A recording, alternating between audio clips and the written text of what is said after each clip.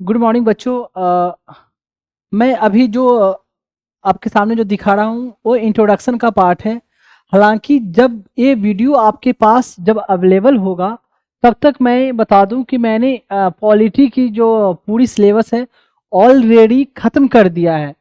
Means offline मैंने already ख़त्म कर दिया है, पर ऑनलाइन जो आपको अवेलेबल हो रही है वो पूरी ख़त्म होने के बाद शॉर्ट शॉर्ट एक एक घंटे के वीडियो को फॉर्म में आपके पास अवेलेबल होगी।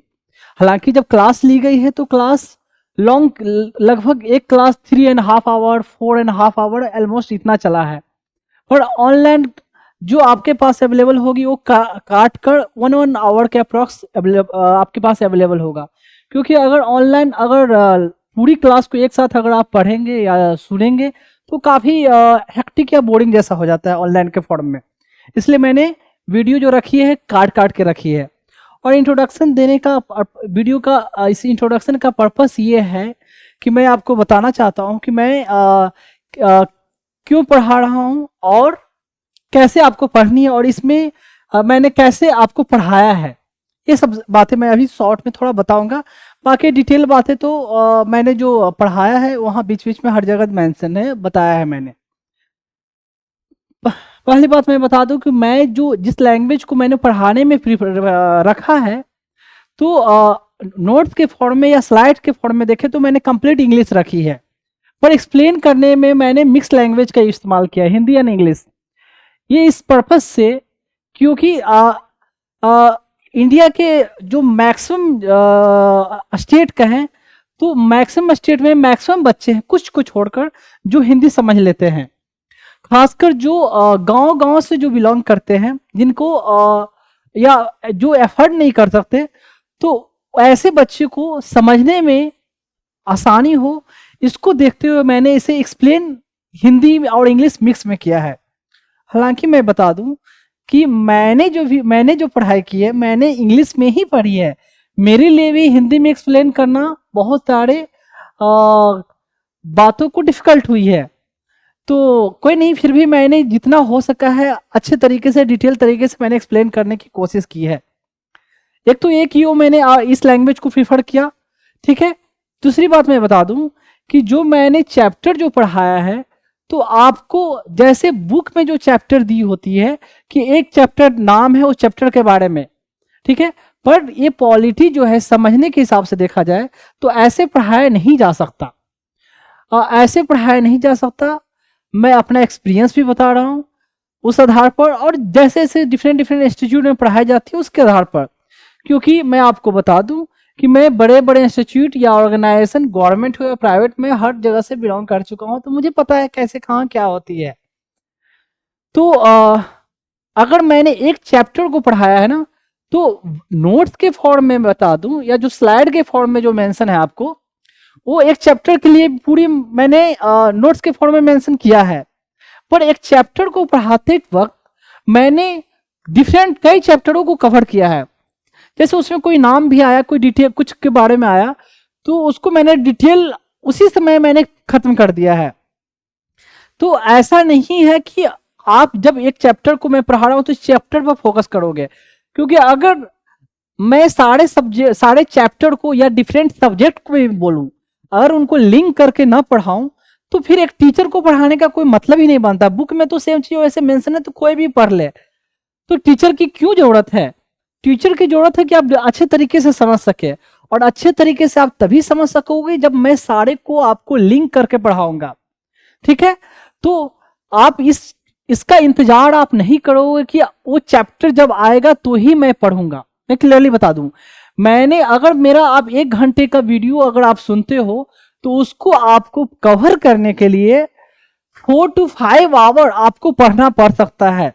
जैसे कि एक चैप्टर सिंपल नाम मैं देता हूं, सपोज मैं पढ़ा रहा हूं हिस्टोरिकल बैकग्राउंड इंडियन पॉलिटी की पहली चैप्टर है, उसे पढ़ा रहा हूं। तो उसे पढ़ाने में हिस्ट्री के बहुत सारे चैप्टरों की बात आती है, तो मैं वहां उसको जाकर मैंने कवर किया है। तो जब भले ही आप ये चैप्टर एक पढ़ रहे हो, पर जब मैंने उन हिस्ट्री वाले पर्सपेक्टिव को भी कवर किया है, मॉडर्न हिस्ट्री हो या एंशिएंट हो, व्हाटएवर हो या मिडिवल हो, ठीक है, या कोई फिजिक्स का मैटर या केमिस्ट्री का मैटर, व्हाट एवर।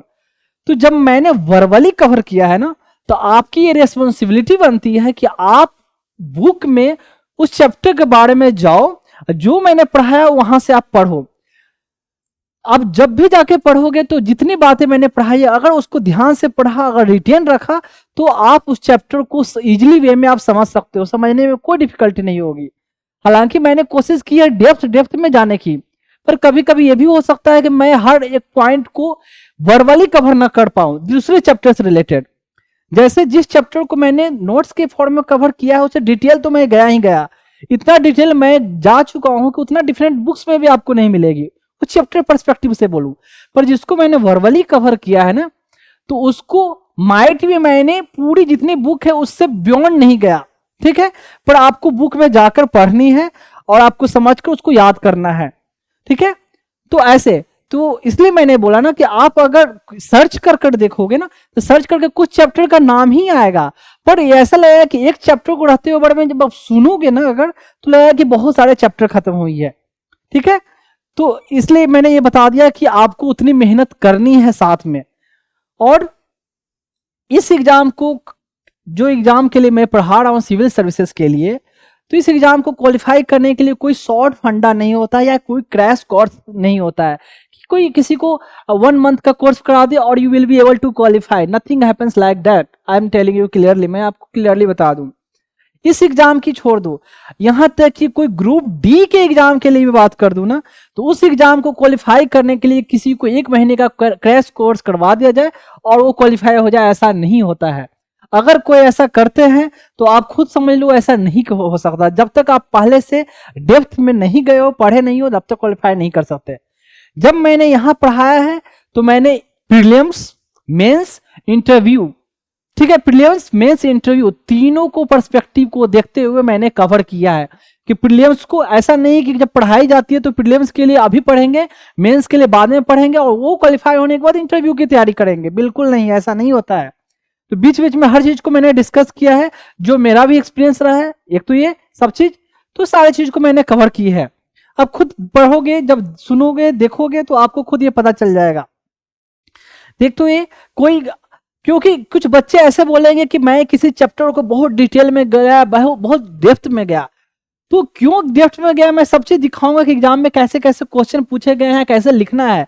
जब ध्यान से वाकई में सुनोगे, क्वेश्चन देखोगे मतलब मैं सब दिखाऊंगा सामने, तो आपको लगेगा कि इतना भले ही डेप्थ में पढ़ाया है, पर ये इतना डेप्थ, ये भी फिर भी ऐसा नहीं कि बहुत डेप्थ है, इतना हमें जानना है। क्योंकि जिस एग्जाम के लिए पढ़ रहे हो ना, ऑफिसर के लिए, क्लास ए ऑफिसर, IAS, IPS, IFS और व्हाटएवर जितने सारे सर्विसेज उस एग्जाम के लिए पढ़ रहे हो, तो उस एग्जाम के लिए बच्चों के पास उतनी कैलिबर होनी चाहिए, क्योंकि उस ढंग से वहां आपको परफॉर्म करनी है, वहां काम करनी है। इसलिए मैं आपको बता दे रहा हूँ कि ऐसे आप कितने बच्चे सोचे हैं कि बहुत डिटेल टफ है, ये है, ये बकवास पढ़ा रहे, इतना जाने की जरूरत ही नहीं है। तो ऐसा अगर सोचोगे तो ऐसे क्वालिफाई होने से रहा नहीं हो सकते। जो फैक्ट है, जो फैक्ट बात है। अब कितना घंटा पढ़ना है, ये सब वो बीच बीच में मैं डिस्कस करूंगा। एक तो ये समझ गए कैसे पढ़ना, की लैंग्वेज में क्यों कवर किया और कितनी आपको मेहनत करनी है, ये बता दिया। मैं दूसरी बात मैं बता दूं कि मैं जो ये पढ़ा रहा हूं उसका पर्पस क्या है। उसका पर्पस मेरा क्या है कि बेसिकली ये पढ़ाना, एक तो बच्चों को मतलब जो गरीब बच्चे भी है वो भी समझ सके, एक तो ये, ठीक। दूसरी बात, इसको पढ़ाने का मेरा एक और पर्पस क्या है कि मुझे एक तरह से मैं बता दूं कि फंड रेज करना। उन बच्चों के लिए मैं फंड रेज करना चाहता हूं जो बच्चे ऑर्फेन या अनाथ है, जिनकी कोई नहीं है दुनिया में, माँ बाप कोई नहीं है, ठीक है। तो उन बच्चों के लिए मैं फंड रेज कर रहा हूं। और दैट्स मैं पर्सनली बता दूं कि मेरा ये जो ड्रीम है, गोल है, लक्ष्य है, व्हाटएवर बोले आपको, कि इंडिया के हर स्टेट से मिनिमम मैं एक बच्चे को मैं अडॉप्ट करूं, मिनिमम एक, हर इंडिया के हर एक स्टेट से। तो उसे, उन बच्चों को नर्चर करने के लिए, नरिश करने के लिए, परवरिश करने के लिए मुझे सफिशिएंट अमाउंट की जरूरत है। तो उसके लिए एक तो ये पढ़ा रहा हूं ताकि मैं फंड रेज कर सकूं बच्चों के लिए, ठीक है। एक चीज मैं बता दूं कि जो मैं पढ़ाऊंगा तो मैंने जिस टाइप की जो आपको क्वालिटी दी है, आपको देने की कोशिश की है, तो आपको अगर किसी इंस्टीट्यूट में आपने पढ़ा होगा या जिन्होंने भी पढ़ा होगा, आप कंपेयर कर लेंगे, मैंने मैक्सिमम से मैक्सिमम बेस्ट से बेस्ट देने की कोशिश की है। ठीक है, तो ऐसा नहीं है कि मैं ही बेस्ट हूँ, बेस्ट तो कोई भी हो सकते हैं, पर डिफरेंट डिफरेंट इंस्टीट्यूट में भी अच्छे तरीके से पढ़ाई जाती है, पर उनका टाइम कंस्ट्रेंट, मतलब टाइम की कमी हो जाती है कि वो 2.5 घंटे या 3.5 घंटे का होता है एक क्लास मतलब पर डे का क्लास। तो 9 महीने 10 महीने 11 महीने में सिलेबस खत्म करते हैं, तो कैसे खत्म कर पाएंगे? मैं भी रह चुका हूँ वहां से, मुझे पता है, पर मेरे पास ऐसा कोई रिस्ट्रिक्शन है नहीं, तो मैंने पूरी डिटेल में पढ़ाई है। तो मैं बता रहा था उन बच्चों को, फंड बच्चों के लिए देखिए, आप कितने लोगों ने मुझे बोला कि आप कितना भी अच्छा पढ़ा लो, आप फंड रेज नहीं कर सकते ऑनलाइन के जरिए। ट्रू, चलो कोई मान लिया भी जाए, पर जिनको ये खुद रियलाइज होगा वो खुद देंगे, कोई कंपलसरी नहीं है। और कि कोई ऐसा मेरे पढ़ाने में ऐसा नहीं है कि जब तक आप लिंक को पेमेंट नहीं करोगे आप आगे देख नहीं सकते। आराम से सबके लिए ओपन है, सब लोग देख सकते हैं, उसमें कोई रिस्ट्रिक्शन नहीं है। तो देने की जब इच्छा हुई, जो मैं काम कर रहा हूं, मैंने भी कभी नहीं सोचा था कि I will be able to do this thing, या मुझे ये काम करूंगा। जैसे आम लोगों की तरह सबकी होती है कि एक अफसर बनकर बढ़िया से एक अच्छी तरीके से लाइफ गुजारनी है। मैंने भी लगभग जब आप लोग की उम्र में था तो ऐसे ही सोचा था, पर कब लाइफ में क्या चेंज हो जाती है पता नहीं होता, और कब हो जाता है। तो ऐसे जिनको खुद लगेगा, अगर ईश्वर ने, खुदा ने, अल्लाह ने, वाहिगुरु ने और जीसस ने जब मुझे ये अपने आप में मन में ये करने के लिए लाया भावना, तो सामने वाले के मन में खुद आ जाएगी। ठीक है, तो ये है। एक बात और बता दूं, जो चैनल हो गई या यूट्यूब की चैनल, फेसबुक, ट्विटर, इंस्टाग्राम, उसके बारे में डिटेल, वो मैं चैप्टर जब खत्म होगा, चैप्टर खत्म मतलब इस टॉपिक को या इस हर क्लास के खत्म होने के बाद मैं उसको दिखा दूंगा। और अभी जो वीडियो अभी अवेलेबल होगी इंट्रोडक्शन वाली, लगभग ऑलमोस्ट हर क्लास में मुझे ये डालना पड़ेगा, फिर बाद में ऐसा होगा कि मैं नहीं डालूंगा। ठीक है, तो एक तो ये जो भी पेमेंट का ऑप्शन है वो स्क्रीन पर ये यूपीआई आईडी या जो भी आपका हो बार कोड, वो आपको दिख जाएगा। अब जो भी पेमेंट करो आप एज ए फी पेमेंट करो, भले आपकी मन है या ना माने, नहीं मन है तो मत करो, ये आपकी विश है। ठीक है, लेकिन मैं आपको बता दूं, आप जो भी पेमेंट करें तो मुझे एज ए गुरु मानकर भले ना करे, या फी मानकर ना करे, या करें आपको या फिर भी ना करे, तो ये मान कर करे कि आप एहसान कर रहे हो मुझ पर, आप मान सकते हो, मुझे कोई प्रॉब्लम नहीं है। मीन्स आप ये मान सकते हो कि आपने पेमेंट कर कर विकास कुमार पर एहसान किया, पर मैं आपसे ये रिक्वेस्ट करूंगा, तो उन बच्चों पर ये मानकर आप मत पेमेंट करना कि उन बच्चों पर एहसान कर रहे हो। क्यों मैं आपसे ये बोल रहा हूं? क्योंकि मैं जो काम कर रहा हूं ना, मैं एक्सेप्ट ये नहीं करता हूं कि मैं जो कर रहा हूं उन बच्चों पर एहसान कर रहा हूं, बिल्कुल नहीं। हमें ईश्वर ने दिया, खुदा ने, भगवान ने, जीसस ने, वाहिगुरु ने हमें इतनी ब्रेन दी, तो इसलिए मैं ये कर पा रहा हूं। अगर वो नहीं दे पाते तो मैं नहीं कर पाता। ठीक है, तो जो भी दिया हुआ उनका है, इसलिए मैं कर पा रहा हूं। तो इसलिए वो बच्चे बेचारे ऑलरेडी बहुत एहसान में जब रह चुके हैं। एक बच्चे को बिना माँ बाप का पलना बड़ा होना कितना डिफिकल्ट होता है, खुद सोच कर देखो। जब एक बच्चे की माँ चली जाए या 1-2 दिन के लिए, तो कितना बच्चा रोता है, तो उन बच्चों की हालत क्या रही होगी। तो इसलिए आप मुझ पर एहसान मान सकते हो, मानना कोई प्रॉब्लम नहीं है। आई विल एक्सेप्ट डेट, आपने मुझे जो भी दिया, फी दिया, इवन 1 रुपया भी आप देते हो मुझे, तो मैं मानूंगा कि आपने एहसान किया। पर ये मत मानना कि आपने बच्चों पर एहसान किया, क्योंकि वो बच्चे ऑलरेडी एहसान में दबे हुए हैं।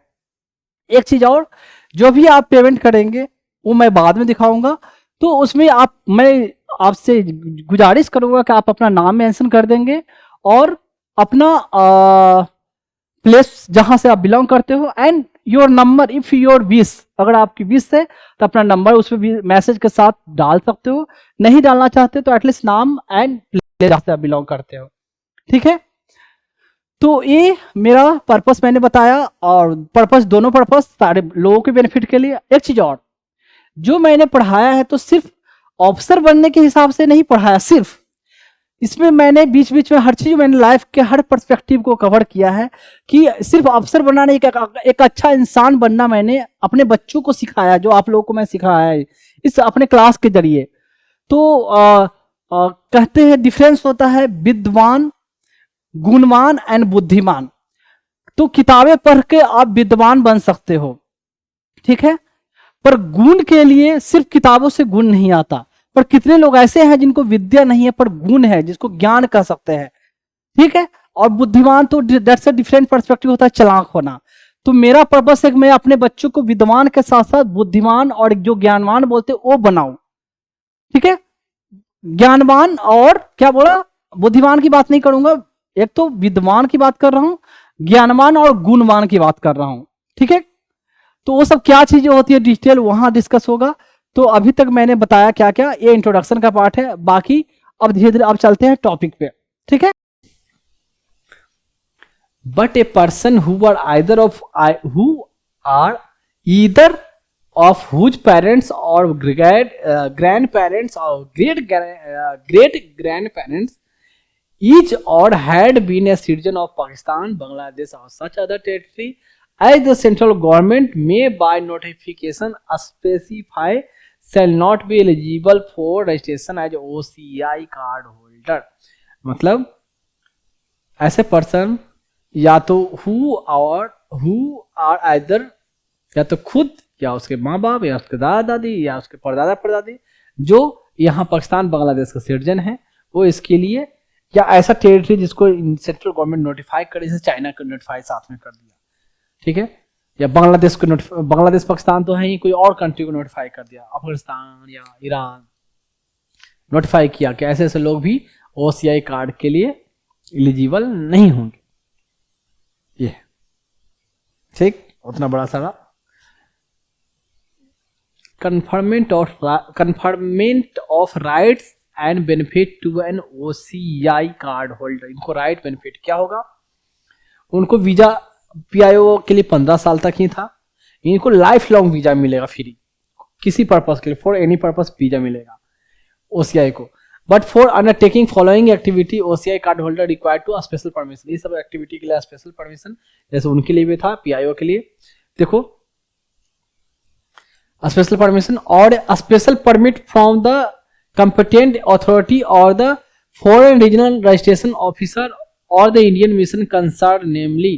तो इनको जो होगा ये सब एक्टिविटी के लिए स्पेशल परमिशन लेना पड़ेगा। अगर फॉरेन में रह रहे हैं तो वहां जाके, वहां एम्बेसी है, वहां परमिशन, वहां हमारा कोई अथॉरिटी डेजिग्नेट कहते हैं ना, कंसुलर ऑफिस है, डिप्लोमेटिक ऑफिस है, वहां इंडिया में आ गए तो यहाँ कम से कम FRO foreign regional registration officer है, रीजनल ऑफिस है, foreign registration office, foreign regional registration office, जहां भी पॉसिबल, जहां भी मेंशन हो वहां जाकर आपको परमिशन लेना होगा।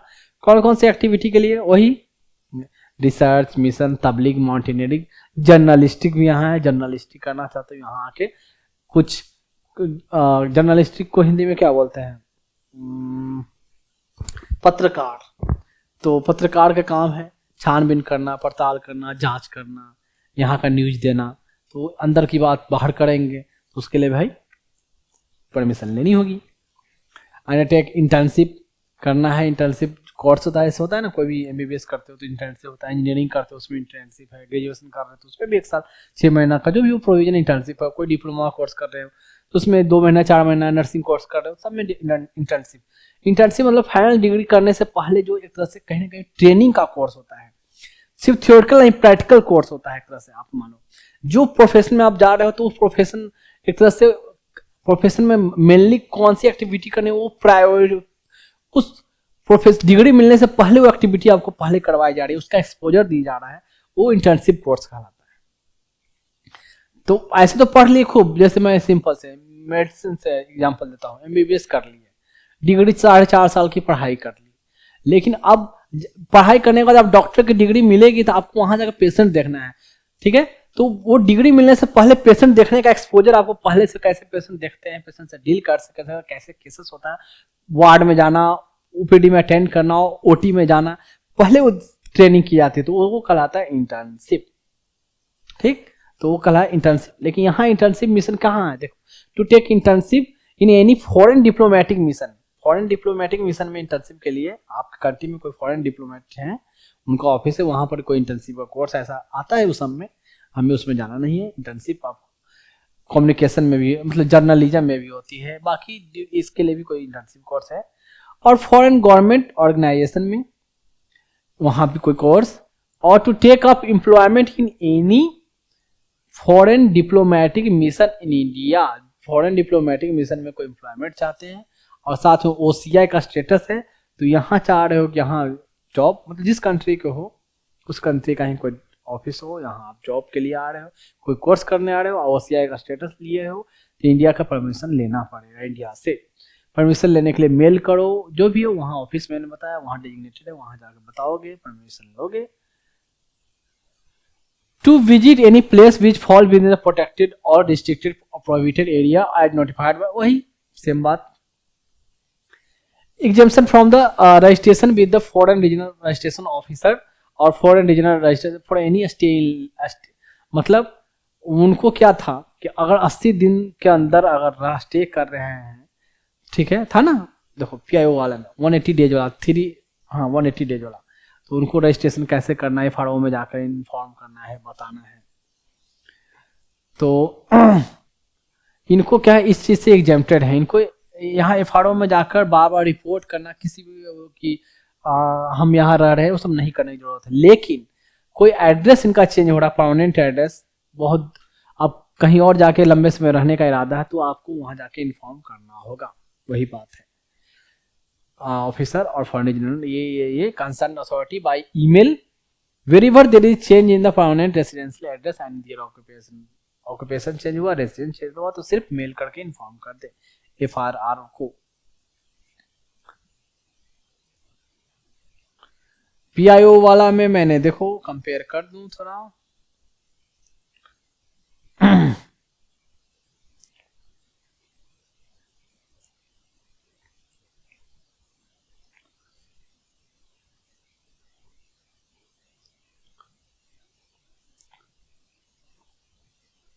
यहाँ क्या था,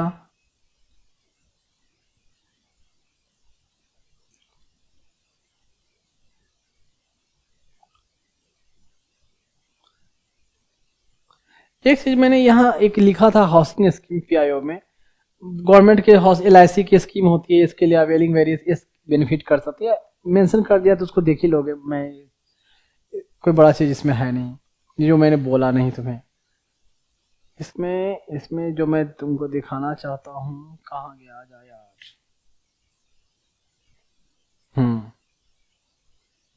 will be exempt from requirement of registration at FRRO if his stay on any single visit in India does not exceed 180 days। तो 180 दिन के अंदर वाला में क्या था, इन्फॉर्मेशन कोई उतना जरूरत नहीं थी 180 दिन का, लेकिन उससे बियॉन्ड है तो वहां जाके आपको इन्फॉर्म करना पड़ेगा PIO को। will be exempt from the requirement of registration at foreign Indian office for single visit, मतलब एक सिंगल विजिट इंडिया में 180 दिन के अंदर, ठीक है, उससे ज्यादा हो गया तो वहाँ, तो ऐसे ही इनको कोई इन्फॉर्म करने की जरूरत नहीं OCI वालों को, लेकिन सिर्फ एड्रेस चेंज हुआ ना तो मेल कर दो चुपचाप। 180 दिन से भी ज्यादा रह लिया तो कोई दिक्कत नहीं है, यहाँ लाइफ लॉन्ग वीजा भी इनको OCI कार्ड को दिया गया है, तो इसलिए मैंने दोनों को सामने सामने यहाँ रखा। मल्टीपल एंट्री रिसर्च अंडरटेक, ये विजिट एनी प्लेस, ये exemption from registration, permanent residential address change हुआ तो। एक तबलीगी जमात जो होती है इस्लाम में को टीचिंग को फैलाने के लिए, तबलीग अखबार देख रहे हैं ऐसे। अब देखो मैंने रखा ये क्या कि जब कोविड आया ना, कोविड में क्या हुआ था कि जब रिस्ट्रिक्शन उसमें चल रही थी तो बहुत सारे मुस्लिम जो थे फॉरेन से मुस्लिम इंडिया में आए और तबलीगी जमात दिल्ली में हुआ। दिल्ली में शायद दरगाह थी मुइनुद्दीन, पता नहीं चिश्ती का उनका नहीं था यार, हजरत निजामुद्दीन के पास एक बड़ा मस्जिद है, वहां एक जमात हुआ। बहुत लोगों को तबलीगी जमात तो पता ही नहीं था। कोविड में जब आया कि वो लोग मुस्लिम वहां से आए इंडिया में, यही लोग ही ने कोविड फैलाया है, बहुत हंगामा शुरू हुआ, बहुत जगह सब जगह न्यूज में वीडियो में बना कर तबलीगी जमात ये लोग मेन रिस्पॉन्सिबल है, और बहुत लोगों को पॉजिटिव निकला। तो इन लोगों को जब निकला था तो उसमें बहुत ज्यादा नहीं फैला था, लेकिन बाद में तो कई जगह बहुत ज्यादा केस आने लगे, लेकिन शुरू में इनको बहुत बदनाम कर दिया कि इन लोगों ने ही कोविड लाया है, सब कोविड इन्फेक्टेड है, विदेश से कोविड लाया, सब मुस्लिम लोग देश को बर्बाद कर रहे हैं, देश को खराब करना चाहते हैं, ऐसे पूरी बहुत पता है ना क्या क्या चल रहा है तबलीगी जमात। तो उस समय से सब लोग जानने भी लगे तबलीगी जमात कुछ होता है। तो बहुत सारे हिंदू को पता भी नहीं था कि तबलीगी जमात कुछ होता भी है। तो ये अब मुस्लिम में होता है तबलीगी जमात, चिल्ला भी होता है, किसी ने सुना नहीं होगा, चिल्ला वैसे ही होता है, इससे कम लोगों का ग्रुप होता है जो भी डिफरेंट जगह जाते हैं, मुस्लिम का टीचिंग देते हैं, थोड़ा रिलीजियस टाइप के लोग होते हैं, सब लोग चिल्ला बोलते हैं उसको। नहीं पता होगा कितने लोगों को, जो हिंदू होंगे उनको सुना नहीं, मुस्लिम होंगे उनको पता ही होगा ये बात। तो ये देखो सब अपना निकले हुए हैं, बढ़िया बढ़िया केला वाला रखा हुआ है, मिनरल वाटर है, और क्या है बाकी फल नाश्ता ये सब खाने वाने को बढ़िया से मिलते रहता है सब में। फंड वंड रहती है, सब लोग जो ज़्यादा रईस लोग पैसे देते हैं, फंड देते हैं, और क्या क्या चल रहा है सब में, कुछ ना कुछ अच्छे स्वीट हो रहा है। आप भी बोलोगे कि सब क्या क्या छोटे छोटे चीज़ों को नोटिस करते हैं, तो यार क्या करो यार, नोटिस हो जाता है ऐसा। मतलब डॉक्टर रह चुका हूँ तो डॉक्टर में दिया ही गया कि भाई आपको ऑब्जर्व, मतलब अच्छे डॉक्टर की पहचान है कि पेशेंट को फेस देख के आप पकड़ सकते हो कि कितना वो सीक है, बीमार है। वो डॉक्टर ही क्या, जो पेशेंट का चेहरा बहुत पाते तो चेहरा देखते ही पता चल जाता है। मतलब या तो मुझे वो चीज पहले से ही रहा पहले, लेकिन डॉक्टर बनने को तो खास और ज्यादा वो सिखाया ही गया, शुरू से सिखाया जाता है कि आपको कम से कम आधी बीमारी तो पेशेंट का फेस देख के ही पकड़ लो कि हाँ पेशेंट कितना सीक है। तो कोई पेशेंट, जब मेरा प्रैक्टिस में हमेशा बहुत ज्यादा हम फुल्ली इन्वॉल्व रहा, तो ऐसा करता था, देख के लग जाता था यार, बता भले कुछ नहीं रहा हो अटेंडर उसके साथ जो है कि इतना ही इतना नहीं यार, समथिंग जो साथ में जो जूनियर है यार उसको बढ़िया से चेक कर दो, क्या हुआ सर, नहीं कुछ गड़बड़ है यार, देख तो सही नहीं है, ये ठीक नहीं दिख रहा है, ये बढ़िया से देखो, शुगर देखो, इसका बीपी देखो, पल्स देखो, टेम्परेचर देखो, इसका क्या चल रहा है, एक बाकी ईसीजी करवाओ, इसका कुछ गड़बड़ चल रहा है, कुछ सही नहीं लग रहा है, दिखने से ही मतलब दिख जाता है यार ये लुकिंग सिक। यार नॉर्मल मौसम में ठंड में उसको पसीना चल रहा है, पसीना आया हमारे पास, पसीना आया, बिल्कुल साइड सा बिल्कुल डल जैसा आया, मुंह तो ऐसे गिरा हुआ है, तो समथिंग नहीं रॉन्ग यार, कुछ तो है, इनएक्टिव है। तो चेहरा देखें, बोल भी रहा है तो उसके बाद सही से निकल नहीं रही है, तो बोल रहा है कि 2 दिन से सिर्फ क्या कल से बुखार अगर लगी है, 1 दिन के बुखार में इतना कैसे हो सकता है, इसका मतलब कुछ हार्ट का इशू है, चेक करो इसको, बढ़िया सा हार्ट को देखो, फेफड़ा को देखो, हार्ट को, लंग्स को चेक करो, इतना ज्यादा नहीं हो सकता है कुछ। तो एक टेंडेंसी होती है एक, तो ऐसे कैसे होता है कि आप पुलिस में हो तो पुलिस को क्या होता है कि आप वो तो बहुत समय गलत भी मैक्सिमम हो जाते हैं कि वो देख कर ही पता लग जाएगा कि चोर है कि नहीं है। यार हम लोग भी कैसे नॉर्मल बोलते हैं दिखने में यार शक्ल से ही चोर लगता है, शक्ल से ही बदमाश लगता है, टीचर स्कूल में बोलते हैं शक्ल से ही बदमाश लगता है। पता नहीं यार वो तो गलत हो जाती है यार, ऐसा कैसे हो जाता है, नहीं शक्ल से ही कोई बदमाश लगे, शक्ल से ही बदमाश दिखता है। तो पहले मेरे भी हम लोग जैसे नॉर्मल भाषा में लोग को रहता है कि यार शक्ल से कोई किसी को देखा लड़का तो यार शक्ल से ही बदमाश दिखता है यार, शक्ल से एटीट्यूड दिखता है, इसमें घमंड दिखता है यार। लेकिन कभी कभी पता चलता है कि 70% आप सही हुए लेकिन 30% आप गलत हो गए। जो शक्ल दिखता था बदमाश, लेकिन अंदर से तो बहुत सॉफ्ट था, वाकई में बहुत अच्छा आदमी था, लेकिन दिखने में बहुत एकदम होता है ना, चेहरा ऐसे बना हुआ एकदम खरूज जैसा दिखता हो। लेकिन वो अलग चीज है, मैं ऐसे बता रहा हूँ, ऑब्जर्व करने की जो है पावर, मतलब टेंडेंसी सी बन गई है, कोई चीज को छोटी चीज को, हर चीज को नोटिस करना, या ये भी है यार, विजुअल मेमोरी थोड़ी अलग सी बन है हमारी, जो देखता हूँ तो उसको मन में याद करके रिकॉल कर लेता हूँ, याद हो रहती है कि हाँ उस समय ऐसे ऐसे वहाँ ये था, वहाँ ये था, इस पेज के ये साइड में ये पिक्चर, इस साइड में ये पिक्चर, ऊपर में यहाँ बना हुआ था, नीचे में ऐसे फटा हुआ था, ऐसे लिखा हुआ था, कुछ ऐसे गड़बड़ थी, ऐसे एकदम विजुअली बैठ जाता है, पता नहीं क्यों है तो है। या मैंने ये भी बोला कि कोई मुझसे कभी 4 साल पहले कभी आया, उसने मेरे साथ ऐसे बातें की, कुछ अगली बार आओगे तो मैं बता दूंगा कि तुम आए थे तो पहले आया ऐसे बोले, इसके बाद यहाँ बोले थे, जब मैंने तुमको काउंटर किया था लेकिन तुम ये बोल रहे थे, तुम्हारे साथ वाला था ऐसे ऐसे आर्गुमेंट कर रहा था। आंखें बंद करके मुझे वो रिकॉल आ जाती, ध्यान में जाती है। बहुत लोगों के साथ ऐसा होगा, ऐसा कोई बड़ी बात नहीं, और ऐसा मैंने खुद डेवलप नहीं किया है, उसने दिया तो ऐसा है, मैंने थोड़े ऐसा बना है, वैसे कोई होता है भी नहीं है, उसकी दी हुई चीज है, तो इसमें मुझे कोई इस बात का कोई घमंड ही नहीं। क्या घमंड, उसने दिया है तो है, नहीं देता दाता तो कैसे विकास कमान खाता। यह है माउंटेनियरिंग एक्टिविटी। तो देख रहे हो, शौक रहती है लोग पहाड़ पर चढ़े, रस्सी वस्सी ऐसे बांध लिया, कहीं छूटे तो कहीं नीचे जाओगे तो दुनिया से नीचे नहीं ऊपर जाओगे। तो सब पूरा सेफ्टी लेकर चलते हैं, पूरा हेलमेट वेलमेट पहन रखे हैं लोग। और एक एडवेंचर का लोगों का एक जोश जुनून होता है। बहुत सारे लोगों को पहाड़ पर चढ़ेंगे, मतलब माउंटेनियरिंग करेंगे, ट्रैकिंग करेंगे, और एवरेस्ट पर चढ़ने का है। कितने लोगों को इंग्लिश चैनल को क्रॉस करने का है, इंग्लिश चैनल को तैरकर पार करने वाली फर्स्ट लेडी शायद तो रीता फाड़िया कुछ शायद थी, रीता फाड़िया, कुमारी रीता फाड़िया। इंडिया में जो फीमेल हुई मेहर सेन हुई, जो इंग्लिश चैनल को क्रॉस किया। वैसे ही एवरेस्ट पे चढ़ने वाले जो फर्स्ट फीमेल कौन हुई, मेल कौन हुआ, आते रहते हैं सब। या फिर से अभी रिसेंट किसने चढ़ा, या किसी को पैर से कटा हुआ फिर भी एवरेस्ट पे चढ़ा। तो ये सब जानलेवा है, जोखिम लेवा है, तो परमिशन लेनी होती है। अब देखो parity with Indian national in matter of, Indian national के साथ क्या पेरिटी है, बराबरी है इनको, ओसीआई कार्ड होल्डर।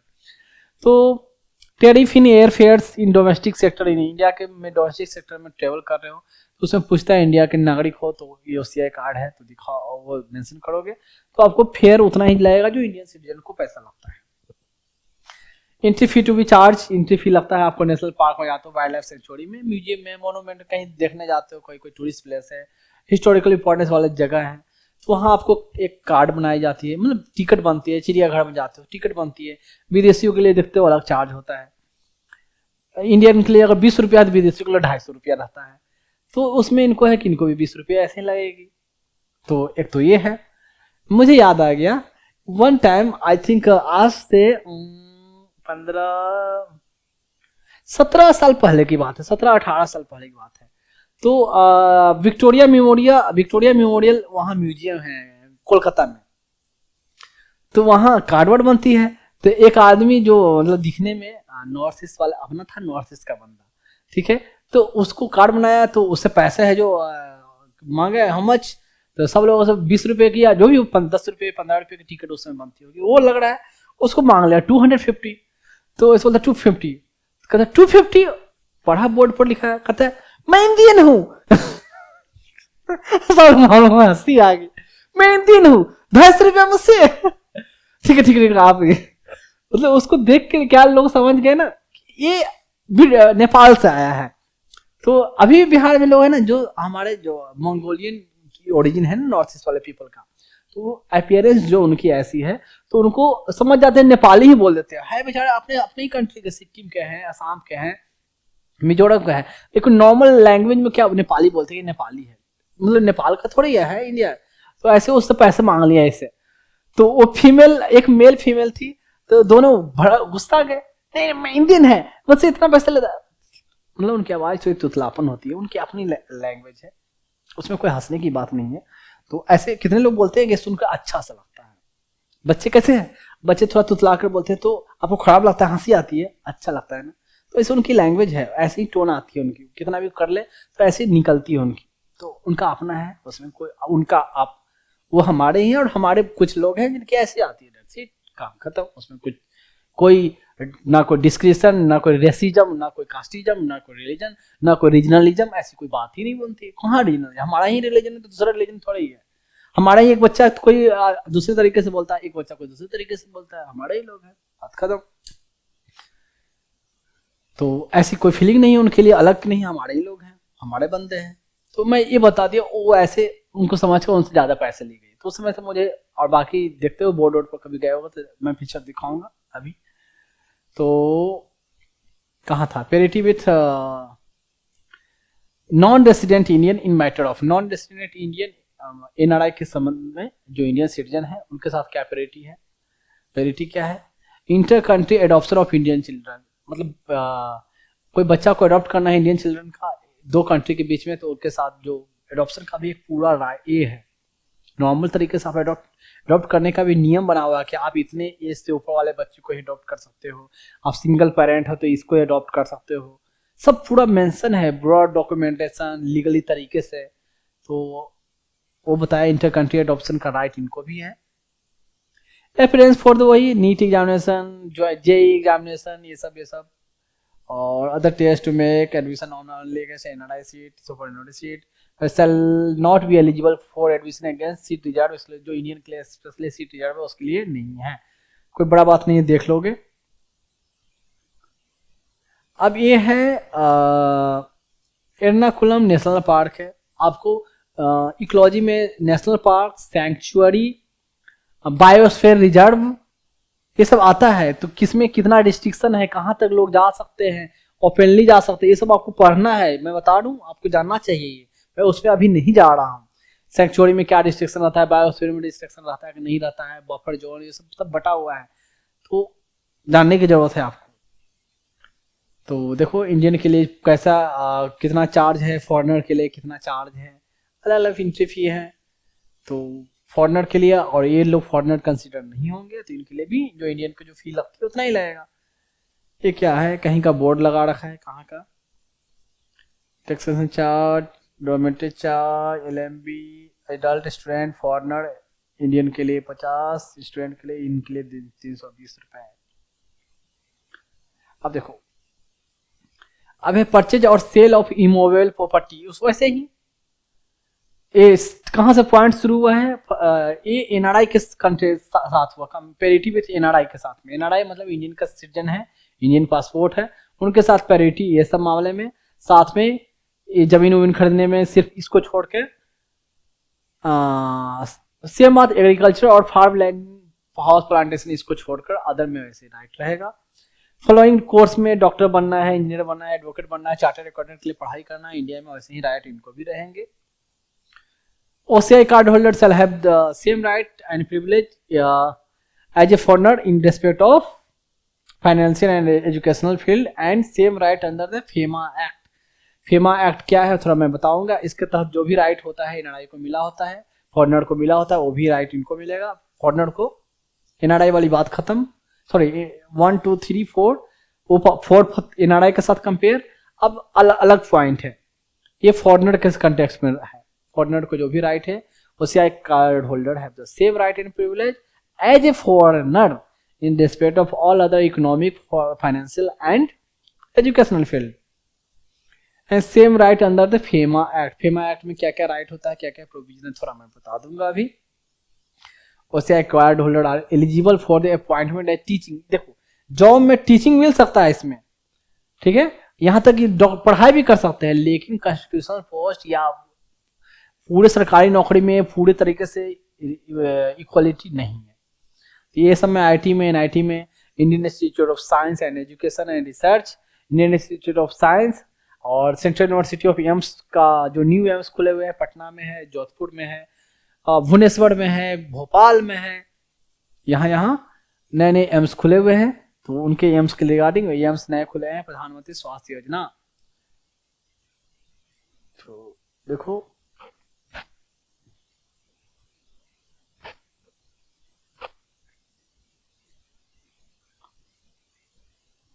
अब है क्वेश्चन है, which one of the following statements regarding an OCI is not correct. Overseas citizen of India का रिगार्डिंग करेक्ट नहीं है।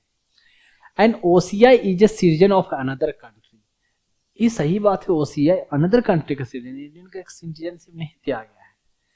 OCI process multiple entry long term visa for visiting India. India में multiple entry long term visa है, ठीक है। 15 साल के लिए PIO के लिए था, अब तो PIO भी नहीं रहा, अब तो OCI ही रहा, तो मल्टीपल लॉन्ग विजिट है। OCI is at par with NRI in all matter. NRI non resident India मतलब यहाँ के जो सिटीजन है, बाहर रह रहे हैं, उनके साथ हर मैटर में राइट नहीं इक्वालिटी है। यहाँ के NRI सिटीजन है तो इनको हर राइट है, इनको तो जमीन वाला में, प्लांटेशन वाला में कहाँ राइट है, नौकरी वाला में कहाँ इनको इक्वल राइट है, कैसे मिले, कॉन्स्टिट्यूशनल पोस्ट में कैसे इनको मिलेगा, सब में नहीं है। ये हो गया। And OCI is not entitle to fundamental right to equality of opportunity in public employment. ये बात सही है, नहीं इंटाइटल है इसके लिए, एक ही ऑप्शन होगा इसके लिए। विच one of the following statement is OCI card holder of citizen is correct. तो एक ही ऑप्शन बचा।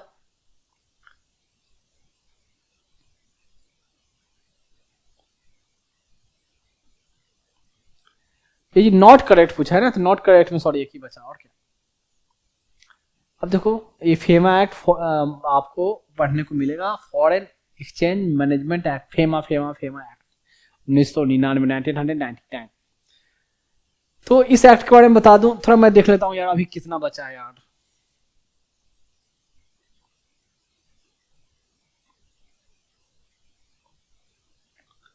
है तो बहुत, लेकिन कोशिश करता हूँ थोड़ा जल्दी। हाँ, क्या हो गया?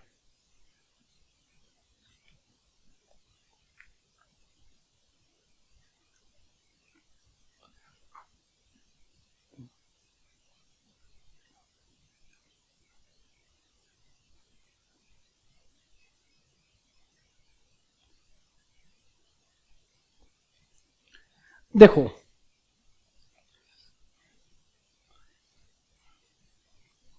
Foreign exchange management act 1999 it provides, FEMA act क्या है? नाम सुनो, foreign exchange management act. Foreign के साथ जो पैसा हमारा आ रहा है, जा रहा है, ठीक है, उसके साथ जो एक्सचेंज हो रहा है उसको मैनेज कैसे करना है उसके लिए। ठीक है, हमारा पैसा विदेश से कैसे इंडिया में आ रहा है, इंडिया से पैसा वहां जा रहा है, इंपोर्ट एक्सपोर्ट हो रहा है तो वहां से माल आ रहा है, पैसे जा रहा है, इस सब रिलेटेड मैटर यहाँ होगा। क्या है देखो,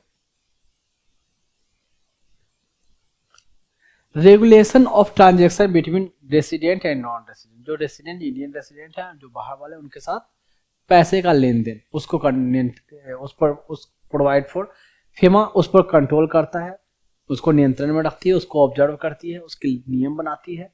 फेमा एक्ट के तहत नियम बनता है। Investment in India by non resident, जो इंडिया के नहीं है, फॉरनर है, यहाँ इन्वेस्टमेंट कर रहे हैं। And overseas investment by Indian resident, India के रेसिडेंट जो बाहर में इन्वेस्ट करते हैं, ठीक है, इंडियन कंपनी बाहर में लगाई हुई है, तो उसके लिए भी कितना पैसा लगा रहे हो, सारा इन्फॉर्मेशन वहां बताना है, किस पर्पज से है, उससे बेनिफिट कितना हो रहा है, कितना आ रहा है, ये सब। Freely permissible transaction on current account subject to reasonable restriction that may be impose. Current account और कैपिटल अकाउंट, देखो करेंट अकाउंट मतलब रिसेंट ट्रांजेक्शन को करेंट अकाउंट कहते हैं, लॉन्ग टर्म ट्रांजेक्शन को कैपिटल अकाउंट। जैसे रोज एक्सपोर्ट हो रहा है, इंपोर्ट हो रहा है, गुड्स का, सर्विसेज का एक्सपोर्ट इंपोर्ट हो रहा है, तो पैसे आ रहे हैं, जा रहे हैं, सामान आ रहे हैं, जा रहे हैं, सर्विस आ रही जा रही है, वो करेंट अकाउंट कहलाता है। ठीक है, साथ में वहां से विदेश से पैसा रिमिटेंस के फॉर्म में हमारे जो भाई बहन रह रहे हैं वो भेज रहे हैं, ठीक है, तो वो कहलाता है रिमिटेंस, वो करेंट अकाउंट में।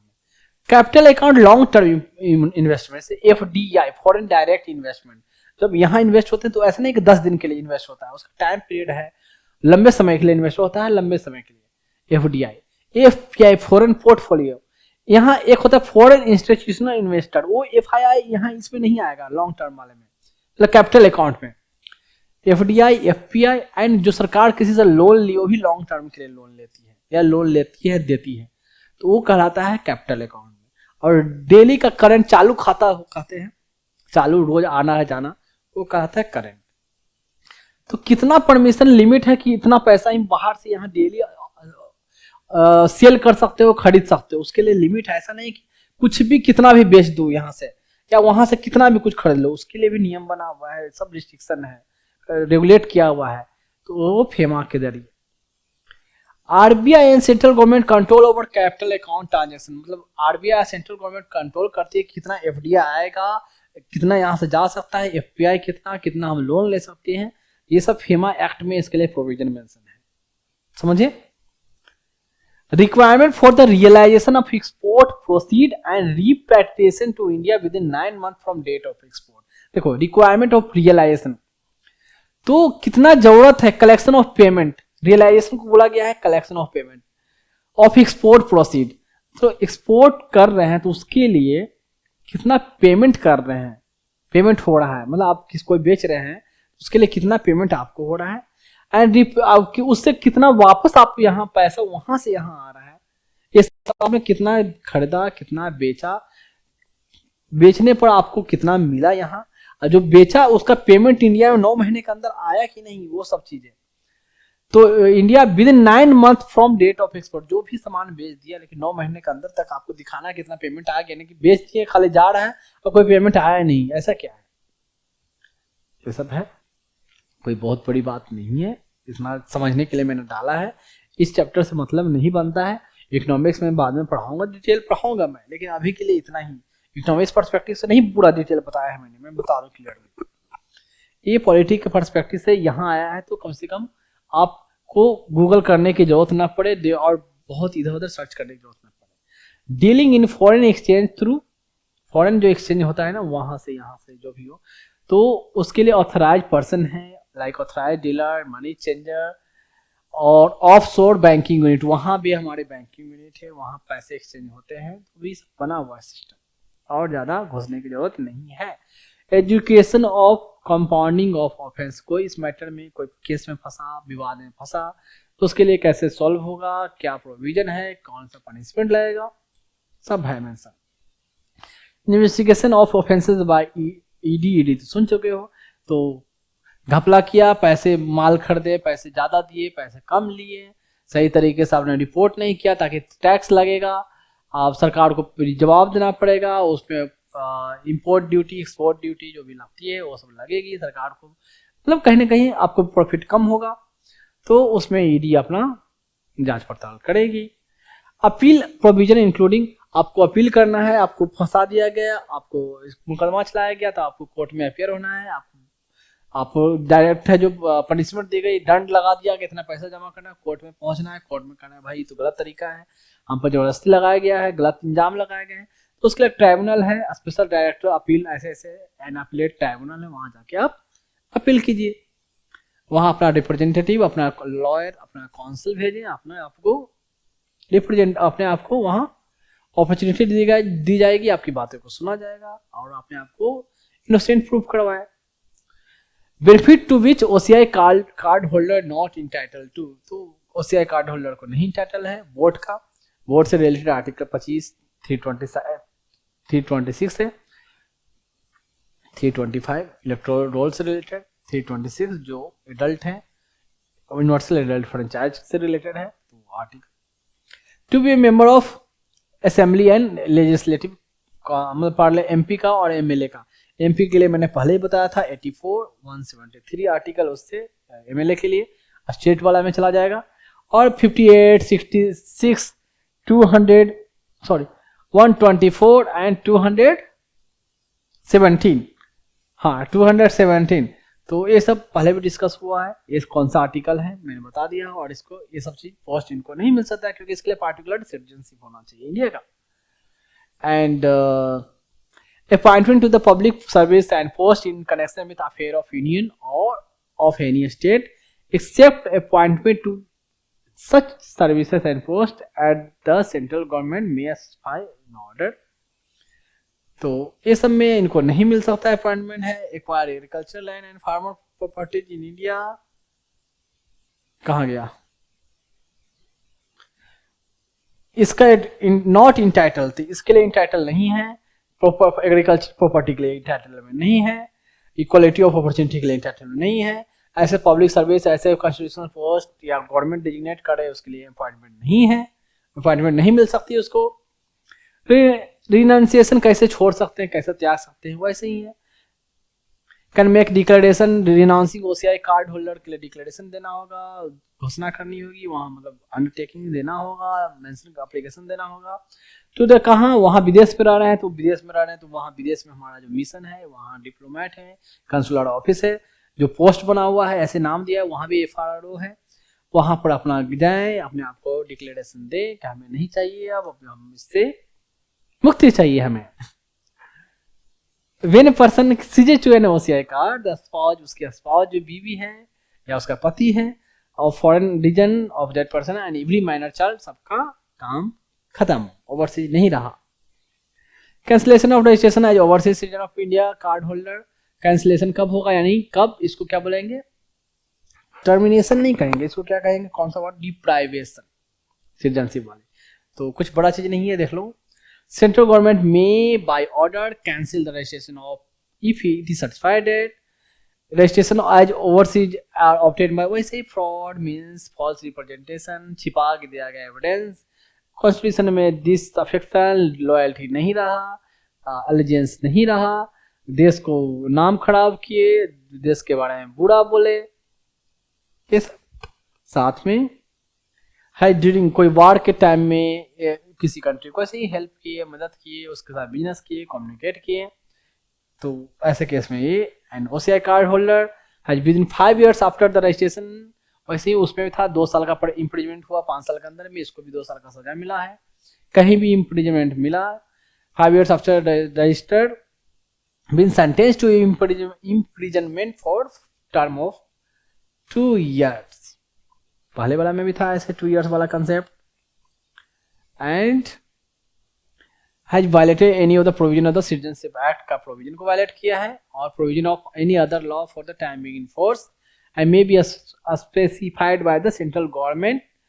और इसको ऐड किया गया 2019 में, मतलब ये एक्ट को वायलेशन किया, कोई सरकार का नियम बना उसको वायलेट किया तो भी सिटीजनशिप चली जाएगी। तो ये 2019 एक्ट में इसको स्पेशल जोड़ा गया। 2019 एक्ट में कुछ और भी जोड़ा गया है। ये अपने आप को रिप्रेजेंट कर सकते हैं, इनको जब हटाया जा रहा है तो इनको मौका मिलेगा कि आपको सुना जाएगा, वो भी आगे आएगा।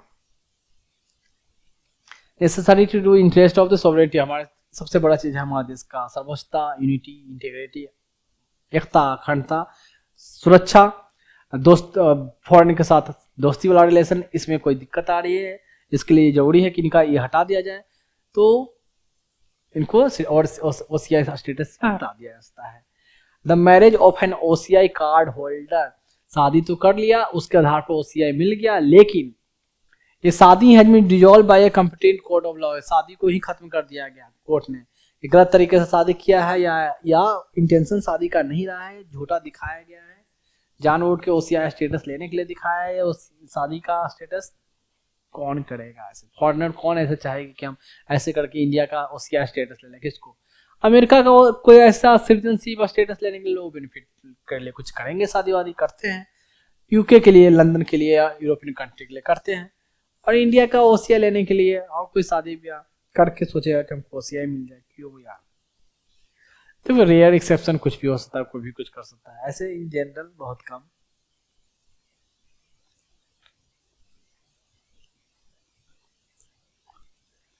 And has not been dissolved but during the subsistence of such marriage he has been solemnized marriage, मतलब इस जब शादी शुदा जिंदगी चल रही है तो किसी और से भी शादी कर ले इस टाइम में, solemnized marriage with any other person, तो दूसरी शादी कर ली तो भी आपका ओसीआई कार्ड स्टेटस गया। Provided that OCI card holder shall be given reasonable opportunity, मतलब अपॉर्चुनिटी मौका दिया जाएगा और being heard, अच्छी तरीके से उनको सुना जाए, सुनवाई की जाए, being any before any order of for cancellation of registration is being passed, मतलब कोई कैंसिलेशन के लिए ऑर्डर पास करने से पहले कि आपको कैंसिल कर दिया जाएगा ओसीआई स्टेटस, आपको मौका दिया जाएगा कि आपको सुना जाएगा, आप कोर्ट में अपियर हो, ट्राइब्यूनल है उसको वहाँ अपियर हो, या ट्राइब्यूनल में या रीजनल ऑफिस में, फॉरेन रीजनल ऑफिस में या डिप्लोमेटिक ऑफिस, कंसुलर ऑफिस में बुलाया जाएगा, आपको बात रखने का पूरा अपॉर्चुनिटी मिलेगा कि नहीं भाई वहाँ जो केस चल रहा है वो गलत है, आपको जाना फंसाया जा रहा है, वो डॉक्यूमेंट अभी तक प्रूफ नहीं हुआ है, ये वो जो भी मैटर हो आप अपने आप सफाई सही से दे, आपको राइट है, सुना जाएगा, डॉक्यूमेंट में मेंशन किया जाएगा कि हमने आपको सुना, ये आपने बातें रखी, ये डॉक्यूमेंट रखी, अगर प्रूफ नहीं हुआ तो हम कैंसिल कर रहे हैं। ये भी ऐड किया गया 2019 वाली अमेंडमेंट एक्ट। अब देखो यार, नॉन रेसिडेंट इंडियन, एक तो रेसिडेंट नहीं है, नॉन एनआरआई, उसको कई बार चर्चा हुआ कौन कौन है, तो एनआरआई ये नॉर्मल भाषा में कहते हैं कि इंडियन सिटीजनशिप हो, इंडियन का पासपोर्ट हो, बाहर रह रहे हो, ये 182 डेज प्रीसीडिंग फाइनेंशियल ईयर में इंडिया में 182 दिन से कम रहा हो, यानी बाहर 182 दिन से 182 दिन एंड उससे ज्यादा रहा हो, फॉरेन में 182 डेज एंड उससे ज्यादा फॉरेन में रह लिया किसी पहले वाले फाइनेंशियल ईयर में, तो एनआरआई कहलाएंगे। ये सब इनकम टैक्स एक्ट के तहत ये सब दिन वाला क्राइटेरिया रखा गया है। नॉर्मली माना जाता है कि इंडियन पासपोर्ट हो, इंडियन सिटीजन हो और इंडिया से बाहर रह रहे हो, कहोगे सर इंडियन पासपोर्ट है, इंडियन सिटीजन है, 2 महीने के लिए कहीं घूमने गया तो एनआरआई कहला जाएंगे क्या? इसलिए नहीं, 2 महीना से गए नहीं, 182 डेज वाले से गायब हो, यहाँ से वहां गायब हो, सब चीज इंडिया को एनआरआई कहला जाएंगे। प्रिविलेज ऑफ एनआरआई का क्या प्रिविलेज होगा? बाकी जो लैंग्वेज लिखा है देख लोगे, कोई बड़ा बात नहीं है, मैं भले ही बोल चुका हूं, रिपीट करने की जरूरत नहीं है शायद। Privilege for NRI, special quota in top tier educational institute में कोटा तो है ही एनआरआई का। उसके अलावा get voting right and other basic right available to Indian citizen, voting right वो सब तो सेम चीज है। NRI gets an NRE account. देखिए नॉन रेसिडेंट एक्सटर्नल अकाउंट एक होता है, वहां रह रहे हैं तो उनको पैसे इंडिया भेजना है, उस अकाउंट में पैसे डाल के डॉलर में, दिनार में, इंडियन रुपीज में कन्वर्ट हो, आसानी से पैसे उनका एक्सचेंज हो जाए, वो अकाउंट यहाँ आए तो पैसा कंप्लीटली यहाँ के अकाउंट में डिपॉजिट हो जाए। तो उसके लिए चाहे यहाँ अगर वहाँ रहने, विदेश में रहने के बावजूद यहाँ इन्वेस्ट करना चाहते हैं, स्टॉक मार्केट में इन्वेस्ट करना चाहते हैं, तो उस वहाँ बैंक में डालकर अकाउंट में यहाँ आराम से इन्वेस्ट कर सकते हैं। उसके लिए एक प्रोविजन है नॉन रेसिडेंट एक्सटर्नल अकाउंट का, through which he can easily send money in India. अब थोड़ा सा देख लो, can trade in securities and manage banking operation easily through NRE non resident external account होगा, एनआरआई स्पेसिफिक अकाउंट, इसको बोलते हैं NRE account, non resident external account. इतना ही। और अब है national register of citizen, national register of citizen, citizen का नेशनल रजिस्टर, भारत मतलब राष्ट्रीय एक खाता है, किसका? सिटीजन का है, सिटीजन नाम ही है, वो खाते में सब सिटीजन ही रहेंगे, इंडियन सिटीजन। इसको एनआरसी बोलते हैं, एनआरसी बार बार चर्चा आता था, NRC is the national register of Indian citizen, means register containing detail of Indian citizen living in India और इन इंडिया। वो सिटीजन इंडियन सिटीजन हो, इंडिया में रह रहे हो या बाहर रह रहे हो, सब। तो बाहर रहने वाले सिटीजन एनआरआई कहलाएंगे, ओसीआई भी नहीं कहलाएंगे, एनआरआई। इंडिया में जो है उनका रजिस्टर वो कहलाएगा एनआरसी। देखो इट्स क्रिएशन वाज मैंडेटेड इन 2003 में, सबसे पहले मैंडेट किया गया अमेंडमेंट एक्ट ऑफ मतलब सिटीजनशिप एक्ट 2003 में। तो 2003 में अमेंडमेंट हुआ ना, 5वें में अमेंडमेंट। इस अमेंडमेंट 2003 वाले में इसको मैंडेट किया गया, रखा गया बात को कि ये एनआरसी हम लाएंगे, ऐसा ऐसा सब सिटीजन को हम काउंट करेंगे। सबसे पहले देखोगे कि असम में इंप्लीमेंट हुआ। According to the citizenship rule 2003 the central government can issue an order to, किसको ऑर्डर इशू कर सकता है? टू देखो prepare issue to prepare the national population register and create the NRC based on data. एक हुआ यहाँ नाम आया, सेंट्रल गवर्नमेंट ऑर्डर कर सकता है कि एक national population register NPR create करेंगे and create the NRC based on data gathering. देखो एनआरसी सिर्फ सिटीजन का है, नेशनल पॉपुलेशन रजिस्टर मतलब ये रजिस्टर में इंडिया में जो भी लोग रह रहे हैं, इंडियन हो या बाहरी हो, बाहरी जो लोग 6 महीने से ज्यादा रह रहे हैं, 6 फॉरनर है, 6 महीने से ज्यादा इंडिया में रह रहे हैं, और इंडिया में जो इंडियन लोग ही रह रहे हैं, उनका दोनों का रजिस्टर कंबाइन कहलाएगा नेशनल पॉपुलेशन रजिस्टर। एनआरसी जो इंडियन है और जो इंडियन बाहर भी रह रहे हैं, जो सिटीजन इंडियन सिटीजन, उसका register NRC national register of citizen, और ये होता है नेशनल पॉपुलेशन रजिस्टर। तो ये देख लो, और कुछ बड़ा चीज नहीं है।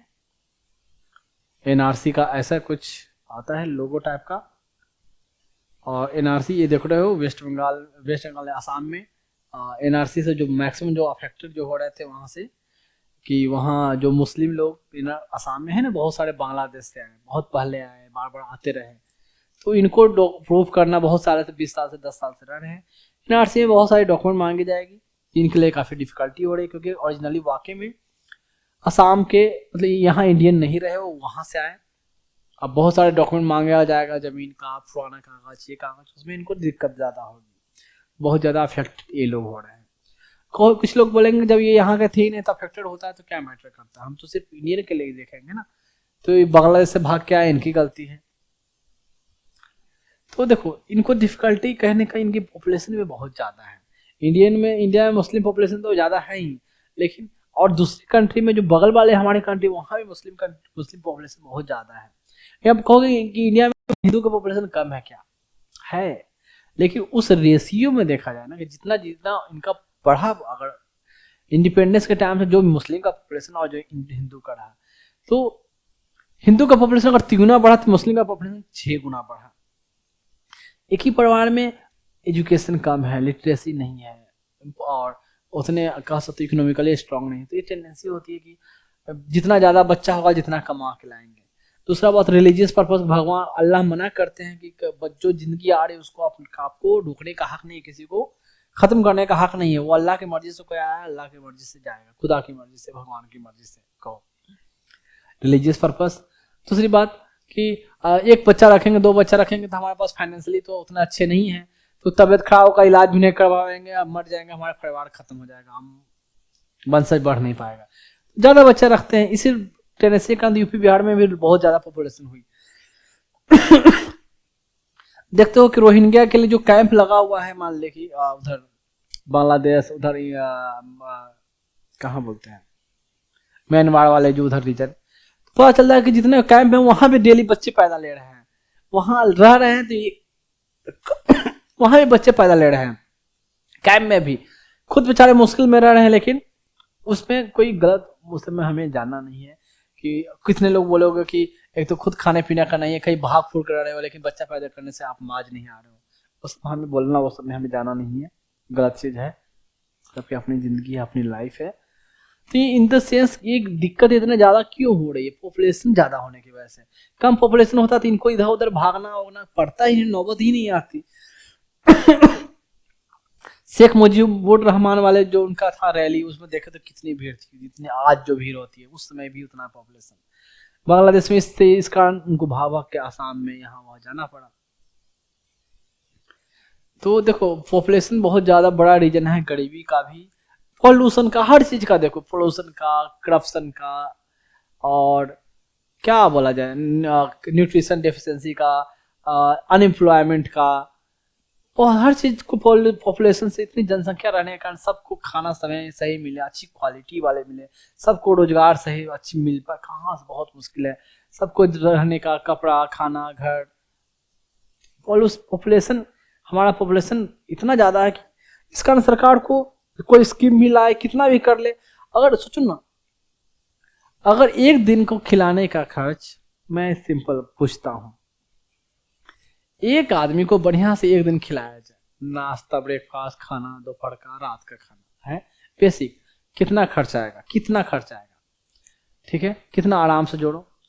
अच्छा खाना किसी को दे जाए 50 रुपए से कम खर्च आएगा, एक टाइम का लंच करना है तो 50 रुपए, कुछ भी नाश्ता लंच खाना मैंने एक कंबाइंड जोड़ लिया, 100 रुपये ही जोड़ लिया, 100 रुपये मान लिया, ठीक है। इंडिया की जो पॉपुलेशन है, इंडिया के पॉपुलेशन अभी के डेट में कितना है, 1,40,00,000, सॉरी 140 करोड़ है। 140 करोड़ में मैंने 40 करोड़ छांट लिया, बच्चों को छोड़ दिया, 100 करोड़ ही मान लो, 100 करोड़ को ही खिलाने के लिए 100 रुपये डेली चाहिए, तो यानी कितना चाहिए, 100 कितना चाहिए, एक दिन का ही खाना खिलाना है अपने देश के लोग, कितना पैसा चाहिए सोचो।